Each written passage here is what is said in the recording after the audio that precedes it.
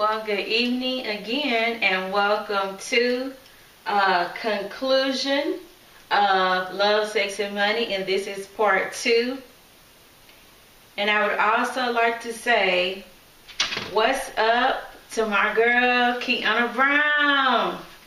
And this is also dedicated to any victims of abuse who have suffered through any type of abuse.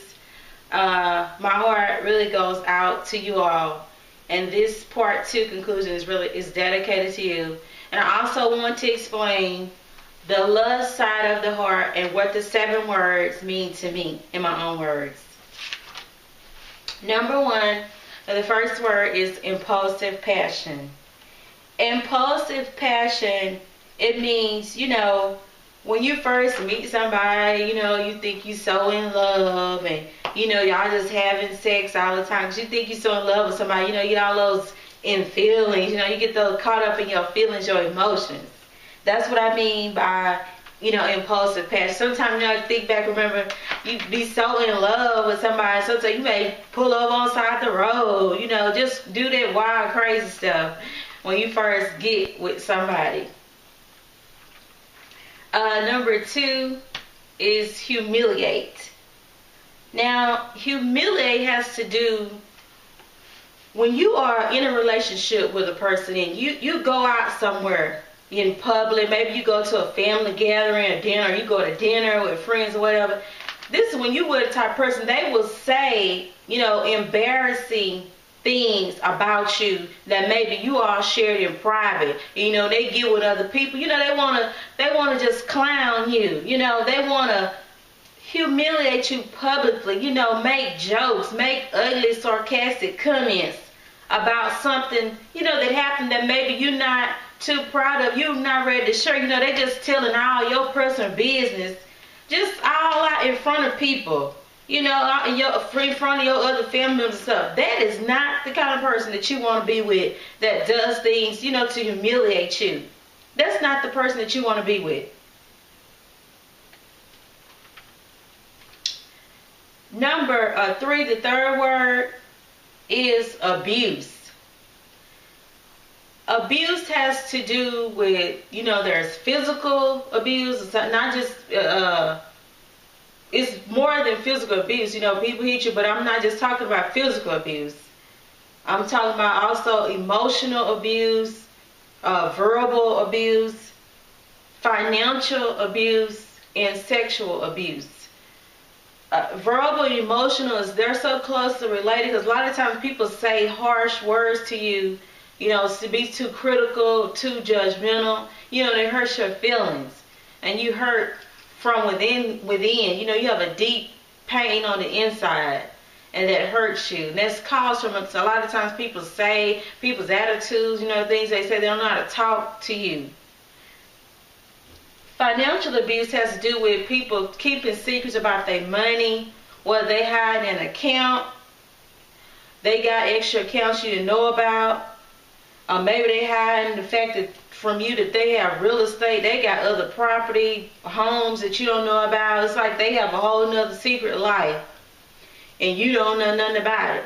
Or it could be in the reverse situation where, they have all this debt, or they broke, and, they're not telling you, you thinking of your rent paid, your house, what mortgage paid up. Here you looking at an eviction notice. They ain't told you nothing. That's also, what I mean when I say financial abuse. And then you have sexual abuse. Sexual abuse is dealing with, sometimes, some men and women, they don't know how to engage in a sexual relationship in a proper manner. Some people just too wild. They don't know how to act. They pulling on you, jerking on you, scratching and all that foolishness. That's when you have to sit down and you have to talk, even before you take it to that level. You sit down and talk, because everybody is not the same, and the different strokes for different folks. Some people don't like rough and all that certain thing. So you'll sit down and talk about what turns each other on and what turns each other off. That is very important in a relationship, and women especially. Don't let these men just do anything they want to you like you some kind of object or toy. You're not a toy. You are not an object. You are a human being with feelings and emotions.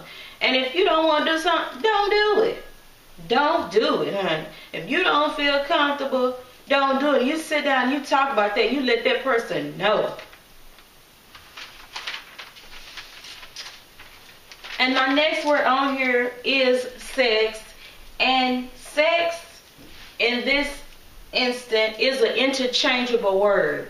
And what I mean by that is that sex can go on the side of love, but it also goes on the side of lust. We all know that when you fall in love with somebody and you get into a serious relationship, you will have sex with that person. Sex is a part of being in a relationship, at least a whole relationship. And there's nothing wrong with that. That's what you should do. It's a part of being in a relationship. But when I talk about sex in the context of lust, this is when sex is taken out of context, meaning it's misused, we abuse it. You know, this is when you see a person, they just having sex with whoever, whenever, you know, they're trying to get it in. They don't care who it is. There's no commitment involved. You just sleep with however many people that you can get. That's what I'm talking about when it comes to lust. There's no commitment, no morals, no values. You just doing with whoever, whenever. The next word is jealousy. Jealousy can just ruin any kind of relationship. This especially is dealing with people who, you know, they feel like they have to follow you. They got to check on everything you do. You know, every time you go somewhere, it's like, where you been? Who is that? You know, that who, when, what, where, why, and how. I mean, it's just question after question. You know, like an interrogation. You, honey, when you get with somebody like that, run in the opposite direction, because they crazy. You don't want to get with nobody like that. Every time you go somewhere, they got to know where you at. They checking your email, checking your phone, looking at it. Honey, I don't have time to be checking this. I barely keep up with my own phone. Matter of fact, I lost it the other day. I didn't even know where it was. So I don't have time, because I feel like this. Whatever that person is doing in the dark is going to come to light sooner or later. I'm not finna be check, especially if you are in a relationship with a man that, especially in the entertainment industry or sports, anything when he got to be around people, you have to realize that man, he's trying to sell his product. Every time you see a man talk to him, that don't mean, you know, he trying to do something on the side. He trying to mess around with her, or she trying to mess around with him. That person trying to sell a product.